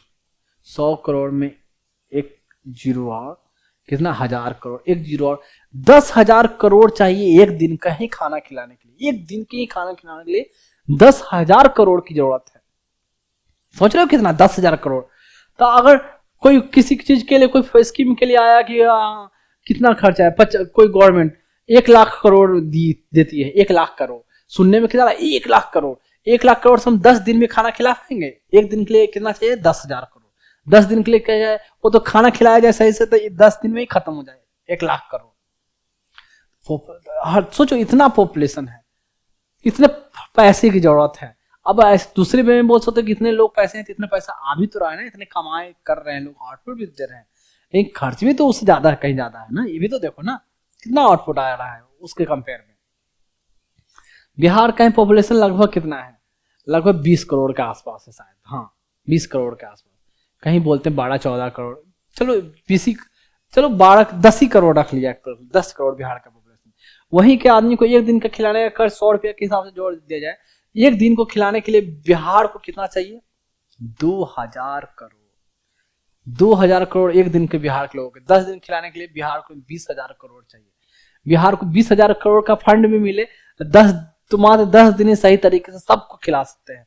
सुनने में कितना लगेगा, 20,000 करोड़ मिला बिहार को, लगेगा ना। तो खैर पॉपुलेशन बहुत बड़ा ये ऑब्स्ट्रक्शन है हमारे हर चीज में, कुछ को इम्प्लीमेंट करने में, इतने बड़े पॉपुलेशन को फीड करना, मेंटेन करना बहुत बड़ा चैलेंजिंग है। चैलेंजिंग क्या, इसलिए तो दिक्कतें हो रही है, इतना क्राइम, करप्शन, क्या बोलूं मैं। देखो it's purpose is to document all the legal, किसका पर्पस जा रहे हैं हम, ये जा रहे हैं हम एनआरसी का, हाँ एनआरसी में ही हम पढ़ रहे हैं अभी, नेशनल रजिस्टर ऑफ सिटीजन में। तो सिटीजन का रजिस्टर है, तो इसका पर्पस क्या है? Document all the legal citizen in India so that illegal immigrant can be identified and deported. It has been implemented for the state of Assam in 2013-14 and shall contain NRC में क्या क्या रहेगा? Shall contain following particular in respect of every citizen. Citizen के respect में ये सब particular उस NRC में रहेगा। उसका नाम, फादर का नाम, माँ बाप, सेक्स, कहाँ जन्म लिया, प्लेस ऑफ बर्थ, कब जन्म लिया, शादी स्टेटस, रहते कहाँ है, आइडेंटिफिकेशन मार्क क्या है, किस दिन डेट रजिस्ट्रेशन हुआ इसका, सीरियल नंबर भी मिलता है इस रजिस्ट्रेशन का, एनआरसी का, एंड नेशनल एक आइडेंटिटी नंबर भी इशू की जाती है, और issue of national identity card. अब यहाँ आइडेंटिटी नंबर मैंने बोला तो एक आइडेंटिटी कार्ड भी मिलती है इस आधार पर, नेशनल एनआरसी के आधार पर। देखो registrar general of India of citizen registration, registrar general ये सब होम मिनिस्ट्री के अंदर काम करते हैं, और any officer authorize by him in this behalf shall issue the national identity card to every citizen whose particulars are entered in the national register of Indian citizen। ARC में जिसको नाम जोड़ा हुआ है उनको एक आइडेंटिटी कार्ड इशू होगा। कौन इशू करेंगे? कोई ऑथराइज पर्सन या registrar general of citizen registration. तो बस इतना जानो, रजिस्ट्रार जनरल होते हैं पर्सन या कोई ऑफिसर ऑथराइज, ये होम मिनिस्ट्री के अंदर आता है, जो सेंसस कर रहे हैं एक तरह से, वो एनआरसी करेंगे, और उनको जिनका नाम एनआरसी में रजिस्टर होगा, सारे डिटेल दे दिए, डॉक्यूमेंट सही पाया गया, उनको एक आइडेंटिटी कार्ड इशू की जाएगी। ये हुआ। And issue the national identity card to every citizen whose particulars are entered in the national register of Indian citizen. अब है NPR, national population register, population register जो मैंने बताया कि ऐसे पर्सन, देखो सेम बात, मोर देन 6 मंथ वाला, कोई इंडियन हो नॉन इंडियन हो, यहाँ रह रहे हो, जो भी यहाँ रह रहा हो उसका जो रजिस्टर का तैयार करेंगे नेशनल पॉपुलेशन रजिस्टर, और यहाँ बाहर वाले रह रहे हैं तो उसके लिए 6 मंथ।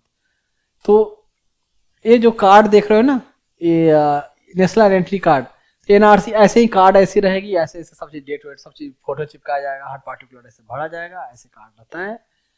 अब है नेशनल पॉपुलेशन रजिस्टर का एक लोगो मैंने यहाँ रखा है।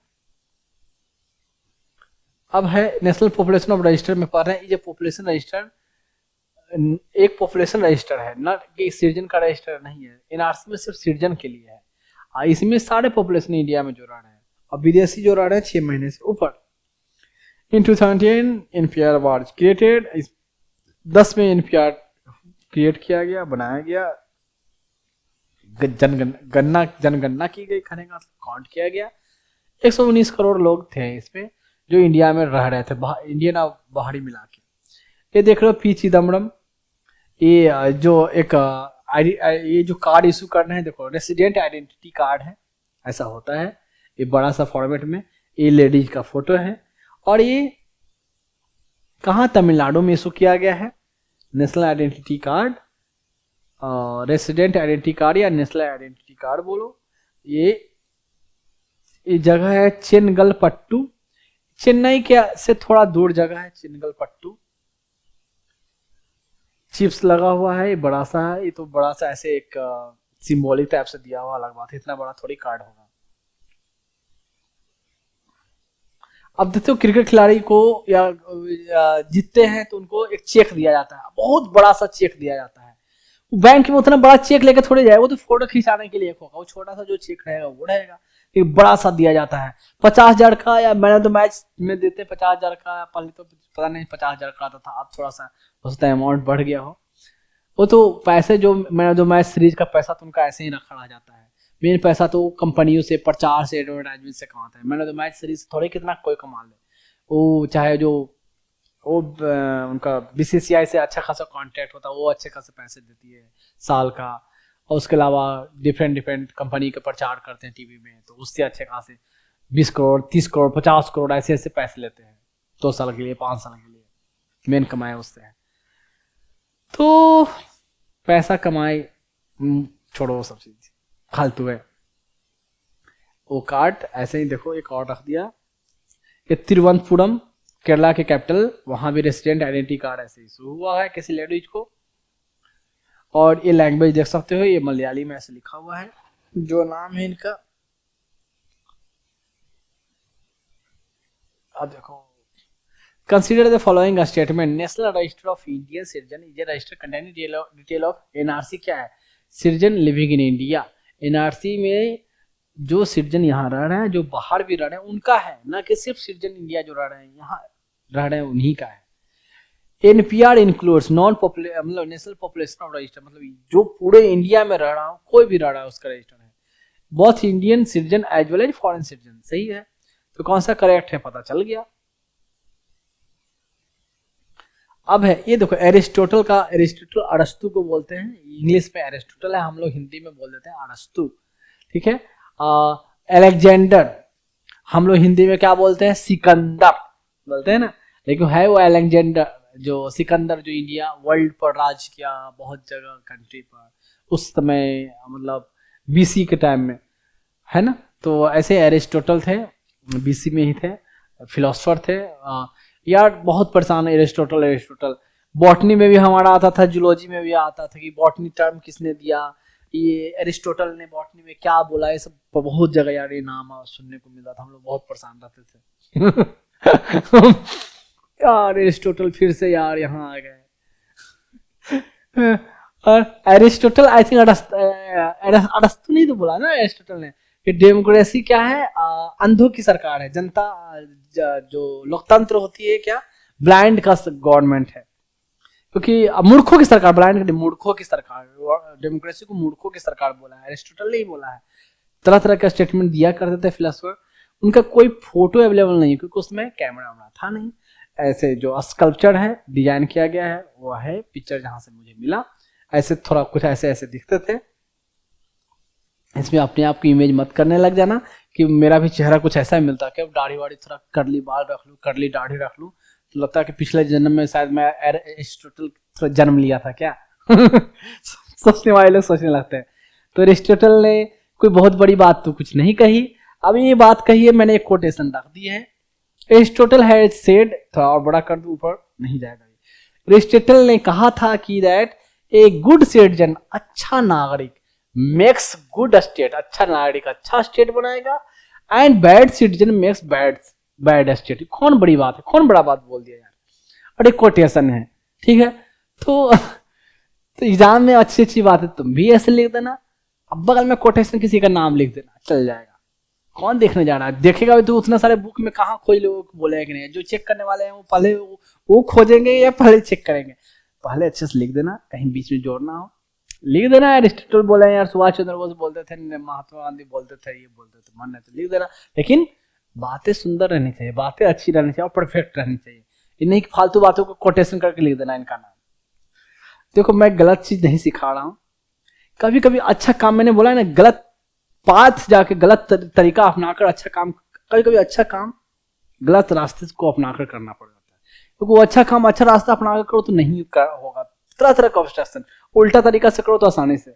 सरकारी जॉब में जाओगे तो देखोगे खराब काम आराम से लोग कर रहे हैं, लेकिन कभी कभी तुम अच्छा काम कोई करना है तो उसके 50 तरह का ऑब्स्ट्रक्शन, नहीं इसमें ऐसे परमिशन लेनी होगी, ऐसे आप नहीं कर सकते, सरकारी का नियम नहीं है, यार अच्छा ही तो कर रहे हैं ना, लोगों के लिए अच्छे के लिए कर रहे हैं, नहीं नहीं नहीं, you are not authorized, you are not allowed, तो ये ऐसा रूल रेगुलेशन नहीं है, ऐसा नहीं कर सकते, ठीक है ऐसे नहीं कर सकते ना, रूल रेगुलेशन फॉलो नहीं करूंगा, दूसरे तरीके से जाके अच्छा करूंगा, तब तो कर सकता हूँ ना, किसी को पता ही नहीं चलेगा कि मैंने किया है, दूसरा तरीका अपनाएंगे, लेकिन करना अच्छा है, कभी कभी करना पड़ता है। सर्विस में जाओगे देखोगे बहुत सारे बातें ये फील होगा, ऑब्स्ट्रक्शन बहुत है, लेकिन चाहत अगर आपका है तो हो जाता है, तो होगा भी तो सही रास्ते से तो नहीं होगा। मैं फंसाने की बात नहीं कर रहा हूँ, फंस मत जाना आगे जाके कि आपने ऐसा बोला है तो मैं ऐसे अपनाया तरीका अलग, लिए मैं फंस गया आप ही के बात को फॉलो करते हुए। आपको दिमाग लगाना है, कहाँ क्या लगाना है क्या नहीं लगाना है, इंटेंशन आपका सही रहेगा, आप नहीं फंसोगे, फंसोगे भी तो फंसोगे क्या, एक सबको पता रहेगा यार फाइनली कुछ हुआ मैटर, तो भाई कोई न बेनिफिट है इनको, कोई न चाहत थी इनको, इन्होंने अच्छे करने के लिए किया, तो कोई क्या फंसा देगा, कुछ नहीं। थोड़ा बहुत जो कोई डांटेगा सुनेगा सीनियर तो वैसे भी चलते रहेगा, तुम कोई पोस्ट पर हो, तुम आईएएस बन गए हो और तुम्हारे सामने 20 साल वाले सीनियर जो आईएएस बैठे हुए हैं उनके सामने बोलोगे तो वो तुम्हारे बात को नहीं सुनेंगे, अरे यार कुछ नहीं बच्चा यार, ऐसे होते रहता है, चलो ऐसे। तुम कभी अच्छा बात बोलेगा तो तुम्हारे बातों को कमेटी में नहीं डिस्कस लोग पकड़ेंगे, लेकिन कोई 20-25 साल सीनियर है, कोई फालतू बातें बोलेंगे तो उनके जो junior yes sir right sir तो बोलेगा यार इससे अच्छा था बेटर मैं सजेशन दे रहा था, मेरा सजेशन कोई नहीं फॉलो कर रहा, ये बकवास से सजेशन दे रहा है, उसमें भी सब लोग yes sir yes sir yes sir yes sir sure sir very nice sir absolutely fine यार मिलता है इस तरह इसमें जाओगे देखोगे कॉमन है ये चीज। तो कुछ सी भी सर्विस में बता रहा हूँ, कोई पोस्ट आईएएस वाली पोस्ट में नहीं, और भी पोस्ट पर जाओगे तो यार स्कूल मतलब कहीं भी देखो, कहीं कोई पॉलिटिशियन का भी मीटिंग कहीं भी हो ना, जो पुराने हैं ना पुराने वो बोलेंगे तो उनकी बात लोग मानेंगे सुनेंगे, और जो रिलेटिवली जो यंग है ना, तो जो यंग है उसके नीचे वाले तो आराम से सुनेंगे, लेकिन उसके ऊपर वाले एज फैक्टर यहाँ मायने कर रखता है, सीनियरिटी भी तो है साथ एज फैक्टर। नहीं यार ये नहीं बच्चा तुम अभी नहीं नहीं नहीं, नहीं ऐसा नहीं होना चाहिए, ऐसा होना चाहिए, उससे भले तुम अच्छा ओपिनियन दे रहे हो, सब जगह होता है। ठीक, और कुछ है नहीं, अब आगे ऊपर नहीं स्लाइड हो पाया। तो पूरा प्रोविजन हर चीज बता दिया है, एक्ट बता दिया है, रिवीजन करोगे डेट उसमें थोड़ा परेशान रहेगा, उसको देख लोगे, ठीक है। पूरा कॉन्सेप्ट क्लियर, हर चीज समझाया है, ये होता है ये चैप्टर आपका खत्म। तो अब तक में यहां तक में किन्हीं को किसी को कुछ पूछना है तो पूछ सकते हैं। टॉपिक खत्म होने के बाद मैं बता दूं, थोड़ा सा मैं अपने चैनल के बारे में कोई प्रमोट एडवर्टाइज नहीं कर रहा, बस थोड़ा सा बताना पड़ता है। ये हमारे चैनल जो आप YouTube पर जो देख रहे हो उसका तो नाम ऑलरेडी पता चल गया होगा, तभी आप खोल के देख रहे हो। तो ये YouTube पर चैनल इस नाम से है, और मेरी जहां भी लोगो होगी हमारा तिरंगा वो होगा, फेसबुक पे, ट्विटर पे जिसको एक्स बोलते हैं, या यूट्यूब पे या इंस्टाग्राम वेरीवर। तो इसकी जो आईडी होगी इस नाम से देख सकते हैं, ऐसे इसे सर्च कर सकते हैं। क्या है @Dr.Vikas IAS, ठीक। एंड नेक्स्ट चलते हैं, और जैसे सब लोग बोलते हैं या एज यू विश जैसे फॉलो करो, क्या बोला जाता है, like subscribe and follow something like that, your wish. अगर अच्छा लगे तो ही करेंगे, अगर बेनिफिट हो रहा है तो ही करेंगे, कोई कंपलसरी कोई दबाव ऐसा नहीं है, ठीक है। खुद अगर लगा कि हाँ हमने समथिंग डिफरेंट अचीव किया, कुछ मुझे अच्छा मिला, देन ओनली, कोई कंपलसरी नहीं है। और जो मैंने कोशिश की है बेस्ट से बेस्ट देने की, मैंने अपने बच्चों के लिए कोशिश की है। और ये इंस्टाग्राम का है, इंस्टाग्राम का ये लोगो जैसे यहाँ यूट्यूब का लोगो था, ये इंस्टाग्राम का लोगो है। और जो हमारी जो आईडी है ये पता नहीं थोड़ा आगे पीछे हो गया है, इसमें एक साथ होनी चाहिए था, पता नहीं मैं स्लाइड में करता हूं तो ये आगे पीछे हो जाता, मैंने पहले भी बताया है, तो एक साथ में ही होगी, Dr.Dr. Vikas _IAS। तो ये रहेगा आपका इंस्टाग्राम पर। हालांकि यूट्यूब इंस्टाग्राम जितने भी है सब लिंक किया हुआ है, तो एक से जाकर दूसरी जगह आप जा सकते हो। तो थोड़ा सा इसकी एक जगह कर लेंगे, ये अपन अप डाउन हो गया है, लैपटॉप में तो नॉर्मल दिखता है स्लाइड में, पर इसमें करने के बाद यहां ऐसे आ जाता है डिजिटल बोर्ड पे। तो ये चला जाए, ये एक बार कोड भी इंस्टाग्राम में शायद जनरेट होता है इसलिए ऐसा है, तो बार कोड को स्कैन करके भी चाहे तो वहां पहुंच सकते हैं। तो ये वीडियो हर जगह अवेलेबल होगी, कुछ शॉर्ट जो बोलते हैं छोटे छोटे वीडियो भी डालना, तो सब डाला हुआ मिलेगा आपको। तो अगर स्कैन हो जाती है तो वीडियो से तो गुड। इसको थोड़ा मैं और जूम कर दूं, ये रहा इंस्टाग्राम का। अब देखेंगे ये है ट्विटर, जिसको अब एक्स बोलते हैं, पहले ओल्ड ये था ट्विटर एंड अब हो गया है एक्स। तो एक्स में जो हमारी अकाउंट है ऐसे फॉर्मेट जो आपको दिखेगी ऐसे इस तरीके से दिखेगा, और जो आईडी जो होता है @Dr_Vikas_IAS, तो इस नाम से आएगा ऐसे।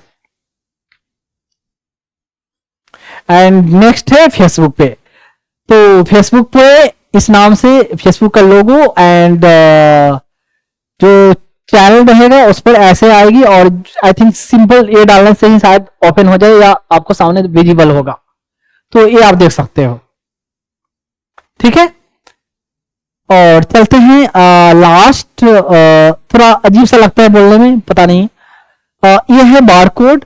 मैंने जो पर्पस बताया किन बच्चों के लिए मैं ये कलेक्ट कर रहा हूं, मैं एक बात बता दूं कि जिन बच्चों के लिए मैं कलेक्ट कर रहा हूं ना, वो ऐसा नहीं है कि वो ऑर्फेन्स रहेंगे, उनको मैंने अपनाया है। तो एज ए उन बच्चों का सिर्फ सिर्फ जैसे मैं बता दूं, कोई अपने बच्चों को पालता है, कोई बाप अपने बच्चों को पालने के लिए मेहनत करता है, ठीक है।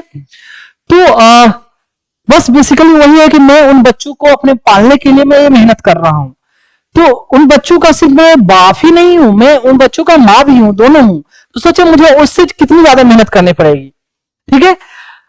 कोई मैं एनजीओ, मैं क्लियर कर दूं कि मैं कोई एनजीओ नहीं चला रहा हूं, कि एनजीओ अगर चलाऊंगा तो पर्पस तो वही होगी, बात तो वही होगी कि बच्चे ऑलरेडी तो कोई अनाथालय एनजीओ कोई चला रही है, तो वहां से लाके मैंने फिर से यहाँ अनाथालय में झोंक दिया। तो ये कोई एनजीओ नहीं है, ये मेरे बच्चे होंगे, तो इसलिए उनके लिए मैं लोगों से डोनेशन नहीं मांग रहा हूं।